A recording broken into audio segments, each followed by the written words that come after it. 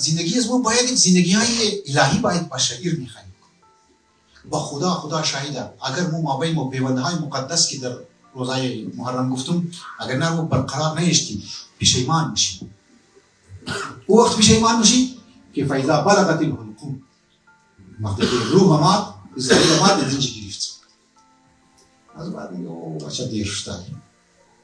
یک زن بود پسی اگر شنیده باشید در ایران در بندر عباس بسیار خطرناک دماغ شد. بسیار خطرناک دماغ شد. یعنی ایران بسیار خراب کرد دماغ. جنگ اسرائیل و ایران پیش است. این زن شوهر کسی جنگ مونه. این بریش مون عبرت است چون که گفت خانمان باشن بریز نام. یا دوی شو جنگ مونه. کل کردن بریز دیگه خود. همی که لازم تیر میشه شویش مگه باز اوقات مردا کم نرمه. مگه که زن خمای مگه ببخشی معذرت میخوای. برو نشی از خانه بیچاره. بعضی کسی دو سه دفعه مونه مسئول کی میشه طرف کار کی میخوای بوره طرف کار. مگر ببخش. واشه را برو. زن کسی روخ نمیده بیچاره. این موره. بعضی وقتی که موره طرف کار زن چه دفعه تدیر خون. امیر چی خدا حافظی خو کم کم ناراحت نمیکنه. مگر خیره. شوق ما دیگه خوب نان پختمون.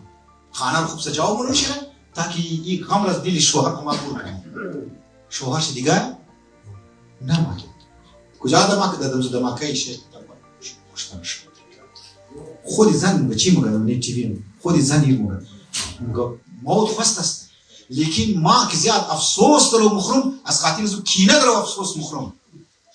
از خاطر از کینه دارم افسوس مخروم. از خاطر از که ما ور چرا نبخشیدم برادر عزیزم. گفت جنگ منی اگر زن تو معافی خواستی یا تو کسی تو معافی خواستی اونم نه حل کو مسئله را نیرو بر سبا نیرو بر دو که چبات موت همیشه امکان داره که بسیار زود باید ما باید خود تغییر بدیم ما باید خود رست کنیم خب او چه مو رست میتنی که خود رست کنی دیگه اگر ماشین میخوای رست کنی اول خود رست کنی یک بنده خدا بود خوب خبری که ما داستان زیاد میگه آخرای بس کتم مگه زن و نماز نمیخونه چطور زن چطور نماز نمیخونه گفت زن و نماز نمیخونه گفت ما این راضی کردم که باید در مجلس گفت خب صحیح گفت مو راضی که در مجلس وارد شد ما ایدم